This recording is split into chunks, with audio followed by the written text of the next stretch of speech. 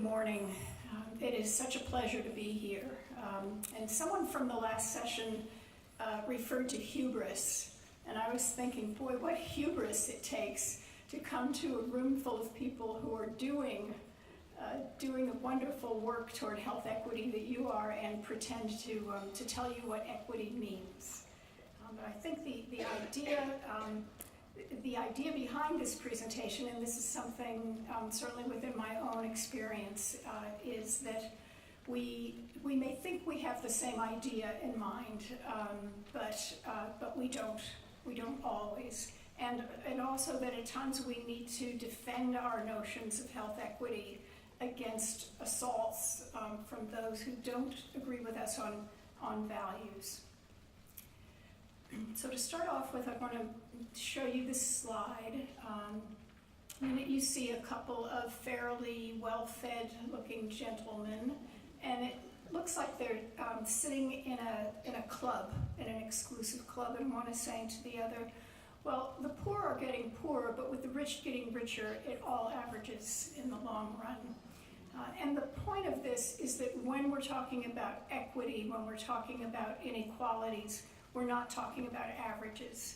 Averages are very important, but it's another consideration. When we're talking about equity, we're talking about differences, and we're specifically talking about differences between the haves and the have-nots. So if you look in a dictionary at the terms disparities as used mostly in the US, or inequalities is used more in the rest of the world, you'll find them defined just purely descriptively as differences or variations. In some dictionary definitions, you'll see a kind of a subtle implication that this difference is one that should be a cause for concern. You can see that there in the definitions of the word disparity, but it's ambiguous. And the term inequality is also ambiguous. Furthermore, most definitions of health disparities in the US refer only to unspecified health differences between unspecified groups. But that's not what we mean when we use the terms health disparities, health inequalities, which are intimately connected with health equity in a way that I hope I'll make the case for in the next couple of minutes. So we're really referring to a certain subset of differences in health that strike us as particularly unfair. The most eloquent and concise definition of health inequalities was coined by Margaret Whitehead in the UK quite some time ago in 1991. And she defined health inequalities as health differences that are unfair, unjust, and avoidable. And in most of the world, that definition seems to have worked quite well. But in some parts of the world, including the part of the world where I live, in the USA, that has not been enough, because notions of fairness, notions of justice, and even notions of avoidability may vary quite a lot. So you may say that there's this difference, this health difference between the poor that you consider an inequity, but I will say, well, you know, the poor will always be with us, and as long as there's poverty, there's going to be worse health. That's not really avoidable. So we could have a difference, and there are differences about even just what the term avoidability itself means, let alone what justice and injustice mean. These are some statistics from Statistics Canada, and these are data that Caroline actually very kindly shared with me, listing a number of health differences between particular population groups in Canada, some by income, some by race or ethnic group, some by disability, some by immigration status, potentially where in the world one's ancestral origins are, and some by gender identity. And my guess is that most of you in this room would probably say that these qualify in your minds as examples of health inequities or inequalities. And I'll make the distinction soon. But what about these differences? What if I tell you that a skier is far more likely to suffer an arm or leg fracture than a non-skier? I mean, does it fill you with moral outrage? No. Okay. Well, how about this one? Younger adults are healthier than the elderly, and there was an example a little while ago. Now, what about that one? And I'll tell you that the older I get, the more unfair I think that is. But I don't think I'm going to succeed in organizing a social movement around it. How about if you learned that there was a particular illness that wealthy people in Toronto had and wealthy people in Montreal did not have? Would you recommend that a large part of the health budget be devoted to dealing with that? It's a health difference. It's between fairly well specified population groups. Well, some people actually hold, they are of the opinion that any health difference that is avoidable, at least in theory avoidable, is unfair. How can we not do something about a health difference that is avoidable? And there seriously are people who believe that. Dealing with the issue of I think that brings up more the issue of prioritization. How are you going to prioritize limited resources? I was at a meeting that was part of planning the strategy for a center devoted to reducing oral health disparities in the greater San Francisco Bay Area.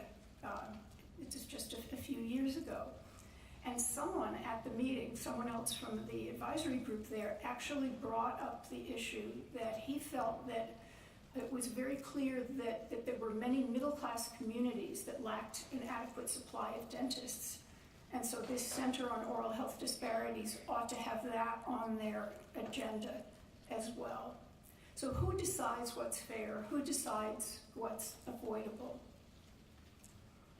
And I think a particularly difficult situation comes up when the causes of a given health differences are not known. So birth outcomes, by which I mean low birth weight and preterm birth, are 2 to 3 times more prevalent among babies born to African American, I'll just say Black, mothers, as babies born to European American, I'll say white mothers. And these are incredibly important outcomes because they not only predict, they're the strongest predictors, apart from congenital anomalies, strongest predictors of infant survival, but also of child development, of child morbidity, and as we've learned more recently in the last several years, strong predictors of chronic disease and premature mortality in adulthood. So you couldn't find more important health indicators, but we don't know what the causes are. There are a lot of hypotheses, and there is a camp that believes that these differences are based in genetic differences. They haven't found the genes, but they have a case to make. I'm of a camp that doesn't deny the possibility of genetic differences, but that believes that given the social patterns that we see with birth outcomes, there is a huge social component here. And if there is any genetic component, it must be a gene-environment interaction. I don't have time to go into what those social patterns are. I'm one of a number of people who study birth outcomes in the US, and specifically birth outcome disparities by class and by race or ethnic group, who point to biologically plausible pathways through which different and highly varied experiences of discrimination could be responsible for this huge black-white gap in birth outcomes, particularly in preterm birth. So in the face of all of these sort of potentially debatable issues, I came to believe, this was about 15 years ago, and we'll see where your questions take us during the question and answer period, I'll be glad to discuss this, but I was in a situation in which there was a head-on assault on the concept of health equity, and people who were in very powerful positions at a major international organization made an attempt to redefine health equity, health inequalities in ways that completely removed the social justice content. And a number of us initially tried to answer this assault on technical grounds, and we failed miserably. And I realized it's not about a technical issue. It's because removing the social justice content from the concepts of health equity and health inequalities deprives us, it removes the possibility of asking the questions that we want to ask, because our questions are fundamentally about social justice.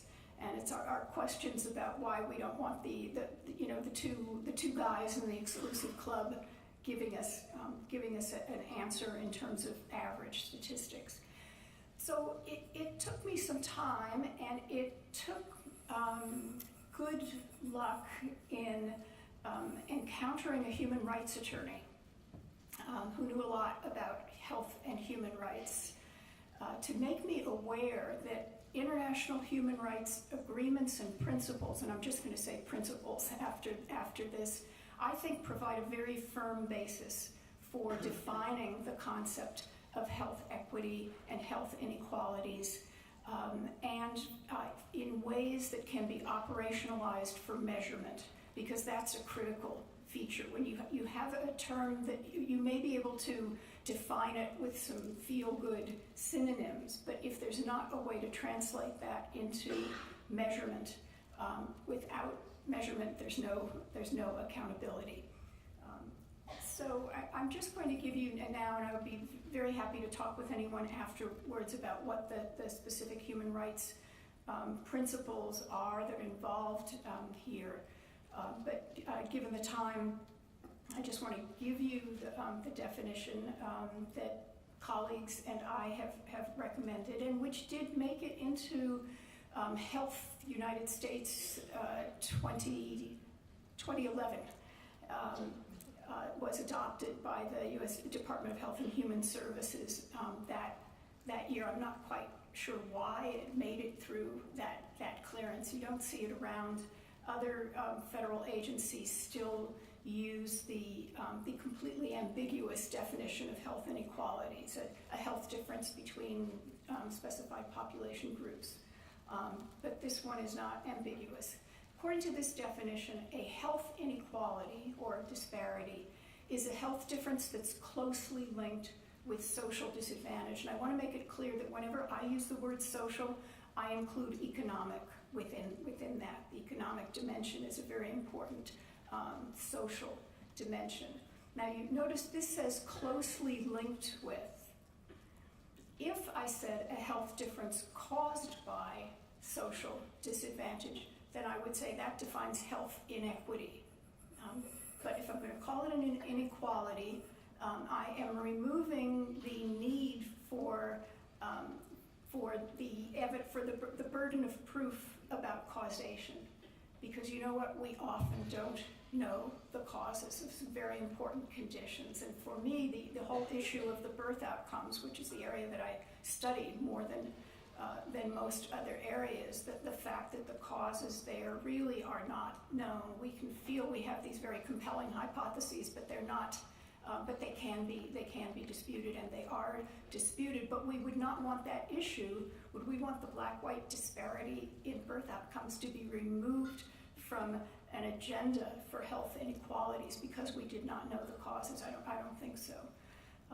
And then further, in defining the concept of health inequality or health inequity, this would apply to both, that health inequality adversely affects groups who have experienced greater obstacles to health due to their social treatment based on, and then you see a list of characteristics here that should look very familiar to you. And I was very happy to see that a list of many of the data elements that you have recently added to your administrative databases cover some of these important dimensions. These are all dimensions of social advantage, and disadvantage. So race or ethnic group, religion, socioeconomic status measured in a whole lot of different ways, or socioeconomic position, disability, sexual orientation, gender identity, or other characteristics historically linked to discrimination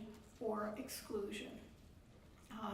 And now you can see with that last line, the characteristics historically linked to discrimination or exclusion, why I was so gratified and so surprised when this definition actually made it into one of the major documents coming out of the U.S. Department of Health and Human Services. So I think one of the issues that people get caught up in when they have trouble with the notion of health equity is because it's that feeling that, well, if we know about a health difference and it's avoidable, isn't that unfair? Shouldn't we be doing something about that? And it's important to note that health inequalities and health inequities are not the only health issues that deserve attention. There are other considerations as well. Efficiency is something that every society has to think about. Effectiveness is another one. Percentage of the population covered. Those are all very legitimate considerations that should be there among the central priorities. But health equity also needs to be there within those central priorities, and that's the step. That's what's often missing, and at best it's seen as a kind of an afterthought. So we're not saying, in referring to health inequalities, health inequities, we're not saying that these are the only health differences that deserve attention. And not only that, they are not the only ones that are very important that society ought to be addressing, but they are a particular subset that are plausibly avoidable. We don't have to prove that they're avoidable. It has to be biologically plausible that they could be avoidable given political will. And they adversely affect socially disadvantaged groups, and the relationship is systematic. It's not an occasional or rare association. So health inequalities may or may not be caused by social disadvantage. But nevertheless, regardless of whether we can prove that they're caused by social disadvantage, they are unfair because they take an already socially disadvantaged group and put them at further disadvantage based on their health. And we know that health is very important in escaping social disadvantage. And so you have this double and triple whammy that people face when they face health inequalities and health inequities. And I think that strikes most people as a particularly unfair situation, putting an already disadvantaged group at further disadvantage with respect to their health. So equity and health inequalities, health equity go together like this. Equity is the principle. Equity means justice. And so health equity, justice in the area of health. But health inequalities are how we measure. They're the metric that we use to assess our progress toward or away from health equity. The human rights principles, I think one of the great things about human rights principles and what they have to give us in this area is that I think that they make it very clear that there is an obligation of governments and also of societies as a whole to focus on those who have the greatest social and economic obstacles to fulfilling all of their rights. And among their rights, there's not only the right to health, but there is the right to a decent standard of living, the right to education, the right to social participation, and all of the civil and political rights are seen as indivisible from the social, economic, and cultural rights. And it's that link between all of the rights, I think, that supports both the importance of addressing those, giving priority to addressing the obstacles of those who face the most obstacles to achieving their rights. But it is also that link between the economic, social, cultural rights and the civil and political rights that very strongly directs us toward the need to address equity in the social determinants of health, in the underlying factors that determine health, that have been proven to be very, very important determinants of health status. When I say social determinants of health, I'm distinguishing the non-medical determinants from medical. In some contexts, you'll see people talk about social determinants and include medical care because, of course, medical care is under the control of social policy. And so in that sense, it's social. The WHO Commission on the social determinants of rights, social determinants of health, included medical care as one of the social determinants. I'm used to distinguishing the non-medical determinants from the medical. In our societies, the medical has taken, I'd say, probably a bit more of the attention, and certainly a lot more of the budget than the data, I think, justify when you look at what determines health. So, given that sort of human rights, I'm going to skip a couple of slides here. Given that the sort of human rights basis for saying there is an obligation to have equity in the social determinants of health, how else is that supported except in principle? Well, another way in which that injunction to address the social determinants of health is supported is by an incredible accumulation of evidence that has accumulated, particularly over the last 20 years. And I think it's very different now to be talking about the social determinants of health than it was 20 years ago because of that accumulation of data. A lot of the information does not come from randomized clinical trials, and I'll show you a couple of slides that I think illustrate why that's not going to be possible with some of the most upstream social determinants, but it comes from a very wide array of studies, with some with very rigorous design, not all with rigorous designs, but many with very rigorous designs, including longitudinal designs. And it's on that body of literature that I'm basing some linkages that I'm going to be making now. I'm just going to be talking about where we are with the body of literature on a few of the major social determinants of health, namely income or wealth, education, and racial inequality or racial inequity. So for each one of the links that I'm going to be making, there is a body of literature to back those up. I'm not saying that there is consensus in the field.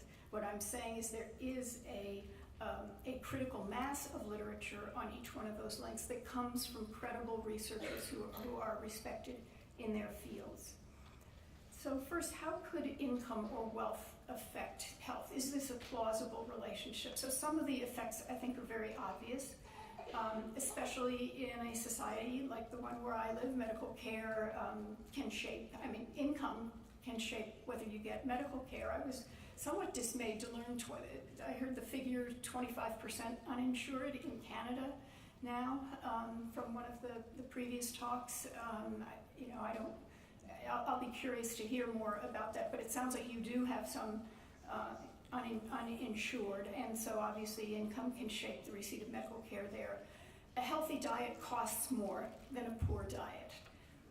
It's a lot easier to exercise when you can afford to buy or rent a home in a neighborhood where it is safe to exercise. It's also a lot easier to exercise when you can belong to a gym, you can afford a gym. Can you afford to rent or buy a home in housing that it will be free of lead, dust mites, mold that will make your child sick? Can you afford to rent or buy a home in a neighborhood that promotes health as opposed to assaults health? And some of those differences between neighborhoods and what makes a healthy neighborhood and an unhealthy neighborhood are obvious, and some of them are less obvious. And one of the less obvious ones, I think, is the social networks, particularly for children, the huge effect that the social networks, role models, and peer pressure can have on health. And then another aspect of neighborhood conditions, that holds in my country, where so much of the funding for schools comes from local sources. And so rich places have the money to invest in their schools, and poor places don't. So can you afford to buy or rent a home in a neighborhood that has good schools? Or if there aren't good schools, can you send your child to private school? Another area that I think is not so obvious is the area of services. So can you afford childcare services, convenient transportation? Can you afford repairs if your car breaks down, or if important things in your house break down? And how would this connect with health? Through pathways that involve stress. Because the stress of coping with inadequate resources, especially when that's experienced chronically, is a very likely contributor to the very large socioeconomic gradient that we see in health very consistently. And I did not feel I'd have the time to show you a lot of the data, but it's depressing as you just see this indicator after indicator. As income or education goes up, so does health across so many indicators. So the chronic financial hardship can lead to chronic stress, and then stress, of course, aggravates, that can undermine family stability, and then you have even more stress and a vicious cycle of stress. Over on the right there, I've tried to point out how this can be kind of intergenerational, as the parents' income can shape their children's education through the route of being able to afford the kind of neighborhood that has good schools, et cetera, or private schools. And then for most of us who didn't inherit fabulous wealth, the main determinant of our income as adults is going to be our educational attainment. And so having our educational attainment influenced heavily by our parents' income is part of the intergenerational transfer of social disadvantage. And then the kind of job that we get then is tied to the level of income and to working conditions. And then you have this vicious cycle. I showed you on the left-hand side how different ways in which income might influence health. Now here I want to show you a few slides about how education can influence health. And I think almost all of you are from the health field. And the pathway that I'm showing now of how education leads to better knowledge, reading ability, coping ability, problem-solving skills, and then that leads to better health behaviors. I think that's the pathway that most of us as health professionals know about, or that we think about when we think of how education could be linked with health. But there are large bodies of knowledge now that show that education can be linked with health in many other ways. And one of the most important, perhaps even more important than the one that goes through health knowledge and coping to behaviors and then to health, is how educational attainment influences the work that we can get, which then determines our income. And then we have the factors associated with income, which I just ran down, but also work-related resources and working conditions, including psychosocial characteristics of the workplace that have been very tightly, strongly linked to differences in chronic disease in the UK. And then lastly, there is also a large body of knowledge showing these primarily psychosocial pathways from education to health.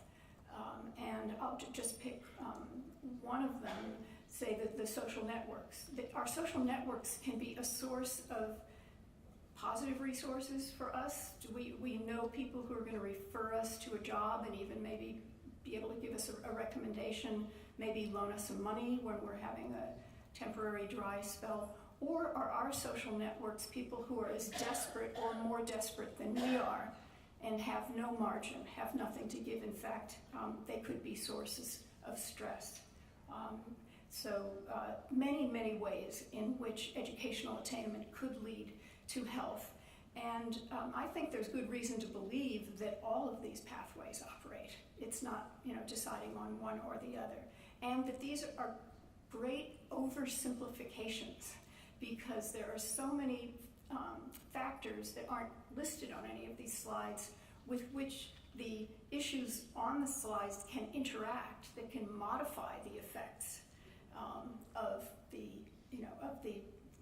factors on on the left-hand side of these diagram, and you could have 50-way interactions going on here. This is part of what, when you want to study the upstream, meaning really fundamental social determinants of health, you're probably not going to be able to run a randomized trial on it with that kind of complexity. So I wanted to talk about discrimination. So discrimination in general and racial discrimination in particular.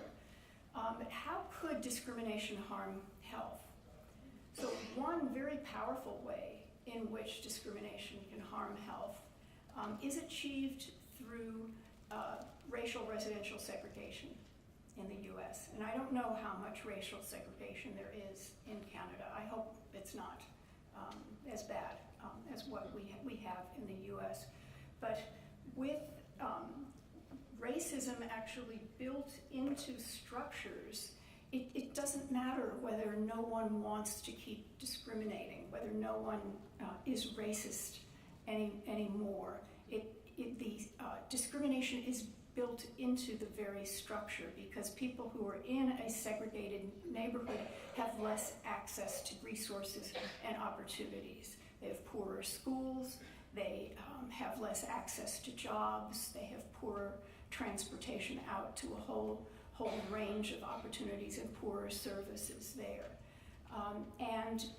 This kind of structural racism has led in the US to a very, very deep and concentrated intergenerational transfer of social disadvantage with very, very little opportunity to escape. So that's one of the ways in which racial discrimination can harm health. But there's another way, and it's through more direct psychological effects. And these are the psychological effects not only of experiencing some very dramatic incident that's overtly racist, overtly discriminatory, but what we've learned is that chronic stress seems to be more damaging to health than an acute stressor, even when the acute stressor is very dramatic. So chronic stressors, even if they're at a fairly low level, but it's kept up chronically, seem to be what's more strongly tied to premature mortality, chronic disease in adulthood.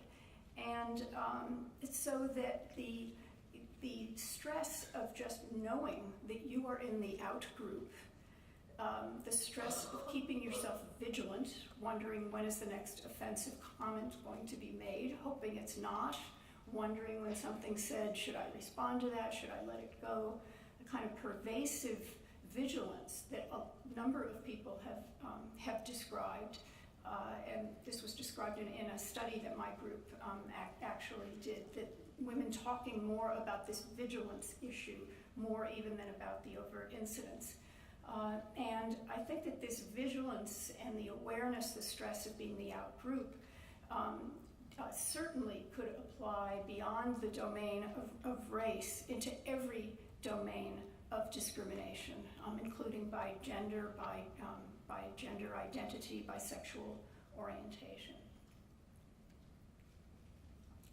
So I've talked a lot about stress as a mediator of a lot of the influences that I've mentioned, and this is I think this probably more than almost anything makes it such a different thing to talk about the social determinants of health in 2014 versus in 1994, and it largely advances in neuroscience and in psychoneuroimmunology, because they have described how it is that stress gets under the skin.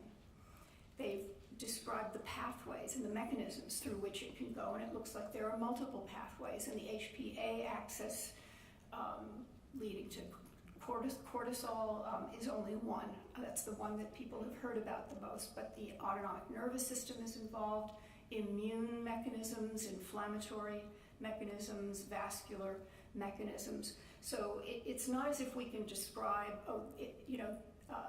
for this stressful experience, it's going to be exactly these mediators, and it's just cortisol, or it's just cytokines, or it's the telomeres at the ends of chromosomes that are involved. It's not as if all of that is spelled out, just what combination of pathways is involved in different situations, but that there are very biologically plausible pathways. There is no, that's really not up for dispute. So here I want to show you a diagram that was developed by a colleague named Finn Didrikson, who's now at the University of Copenhagen, and he developed it to illustrate graphically what creates health inequalities. And I really like his diagram for a number of reasons. One reason that I like it is that he shows that you look there at the top of the individual column where it says social position, for example, by race and by class. And then you see the arrow for differential exposure. So our race, or you could say our gender identity, our sexual orientation, determines different exposures that we are going to have that could be health promoting or health damaging. And that's a familiar concept of the exposures. But it also shows that the likelihood that a given exposure leads to disease or leads to very severe disease is also influenced by our social position. Because our social position by race, by class, by whatever dimension of social disadvantage can strongly affect our vulnerability. So vulnerability could be because of effects on immune function. Vulnerability could have to do with access to medical care or the quality of medical care that can alter the likelihood that a given exposure will lead to disease. And then Didrikson showed also differential consequences, the social consequences of ill health. And I really like this. I don't see this in many of these sort of causal diagrams. And what would be an example of different social consequences of illness? So let's say that I was involved in a terrible accident and I lost the use of both legs.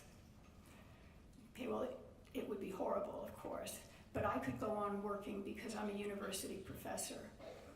But if I were a maid in the hotel that I stayed in a few blocks away from here last night, the social consequences for myself and for my family, my ability to gain a livelihood would be gone. So that's what he meant by the social consequences. And then that the policy context and the social context, which interact with each other, interact to produce the social stratification that leads to these different positions in the hierarchy according to social advantage or disadvantage. And he, in calling attention to that, the arrow that has to do with the social stratification, Didrikson was telling us, let's not just think of what we usually think about, those of us in the health area, about decreasing the vulnerability, right? That's what we think about in medicine or in healthcare. But decreasing the harmful exposures themselves, preventing the unequal consequences. And why don't we think about what our work could also do to influence the underlying social inequity that's at the root of all of this. So I am actually going to skip this. Okay. And this is the last slide that I'll show you. I think it's kind of daunting sometimes when you're a medical provider or healthcare provider and somebody talks to you about the social determinants of health. It's kind of overwhelming because you say, well, what could I do? What could I possibly do about that? I think that there's a lot that healthcare providers can do. And one thing has to do with something a venture you're all involved in now, or you wouldn't be here today, but the collection of data on social factors to guide your practice. And Dr. Leung did a great job of giving some examples of how the kind of data on these social factors can help guide better treatment. You're in a phase now where you're thinking about how then to use the data on the social factors, not only to guide practice, but also to guide policy. And I think that's very exciting. You are really strategically positioned to identify people's needs for social services and to collaborate with other agencies to address those needs. You are the one who's going to discover, this is where a lot of those needs get discovered, is in the medical care environment. And you can, and the point is not that for you to become the social worker. You all probably trained for a long time to get to where you are, and you're very skilled at what you do, and that's what you should continue doing. But if you link with other agencies, you can have a huge impact. And then finally, I think for those of you who are so inclined, you can be very powerful advocates. That the moral authority, and then the scientific authority that a healthcare provider has is almost unequaled when you go into a legislative domain and you talk about the need for poverty reduction, better child care, whatever the social issue is, and you talk about it from the standpoint of how you've seen the consequences in health of people not having that and what that need means. And so you, as an advocate for policies that are likely to reduce health disparities, I think that you can have a tremendous effect. And I am going to conclude with my slides there and see how I'm doing on time. Do I have another couple of minutes, the timekeeper? 2, okay, good. Because I wanted to just give you a couple of examples that I've been involved in that have to do with the use of data.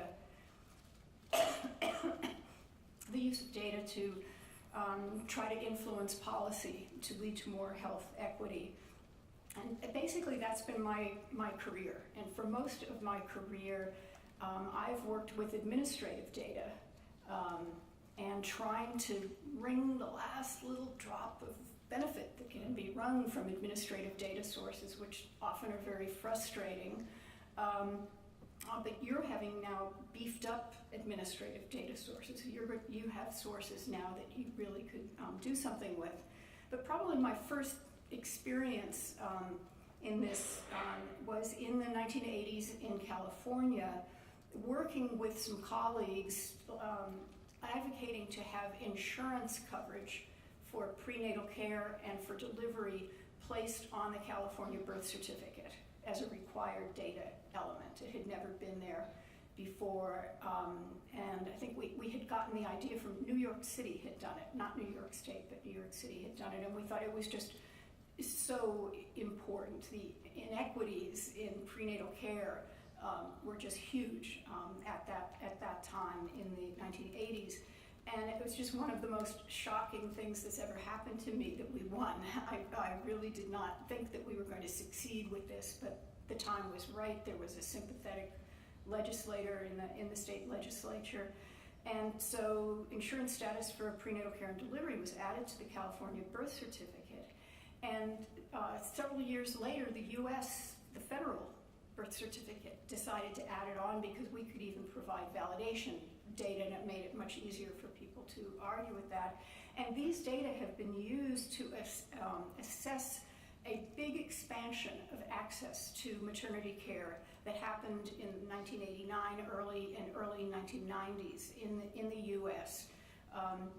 That was designed to make a big dent in the problem of access to prenatal care. And because of these data, advocates and policymakers have been able to follow what has happened over time. And I must say that this is one of those rare victories where even in the U.S. we have a very small percentage now of women who are uninsured for prenatal care. Oh, thank you. So that was one. In the mid-1990s, I worked with WHO in Geneva on developing and then directing, along with WHO staff, an initiative to a global initiative on equity in health and healthcare. And we decided to focus the initiative on the issue of strengthening the capacity of low and middle income countries to monitor health equity. There was a belief going around at the time that if you're talking about health equity, it's between countries, it's between the rich countries and the poor countries. And we actually, with this initiative, met some hostility from some people within WHO who said, my whole career has been about equity. What are you doing? Look, wanting countries to monitor equity within their own territory. They're all poor. It's not true. There are huge inequities by wealth, by race, by gender, and certainly by geography in most low and middle income countries. But the inequities are hidden by average data. To what extent do I see people using that data now? Not as much as I would like, but I do see it happening. The international agencies actually are using it, and using it as a basis to argue for more equitable resource allocation. And maybe just the last example that I will mention is that it's kind of two examples, but the initiative on equity in health and healthcare at WHO came to an end when leadership there changed in 1999-2000. It changes there every 5 years. New leadership came in, and the new leaders of the unit where the equity initiative had sat had this idea that the way that health equity had been defined and health inequalities was just far too politicized, and that that if you disaggregate data by a marker of social disadvantage, say by wealth, by race, by gender, you are prejudging the causality of that.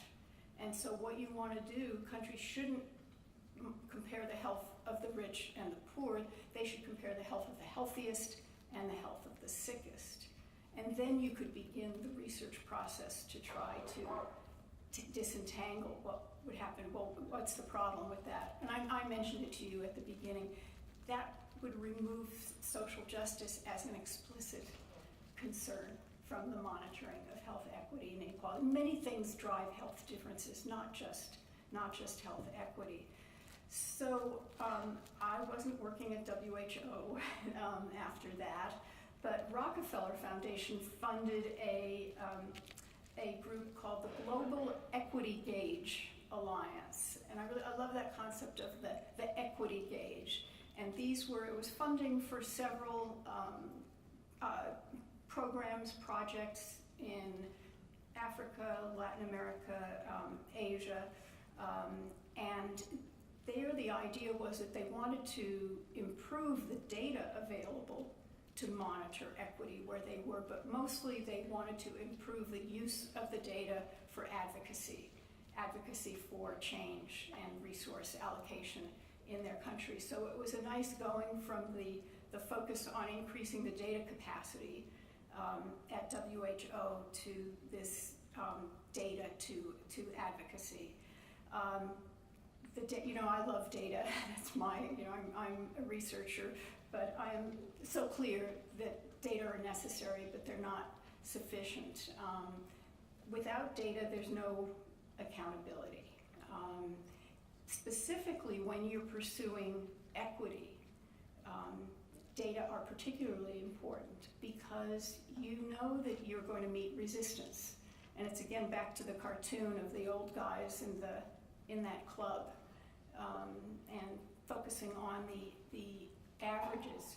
Often attempts for more health equity meet resistance. And so you need to be really clear about where you're headed and why. and that's why I think we need to keep in mind that what we're talking about when we talk about health equity is justice. Thank you.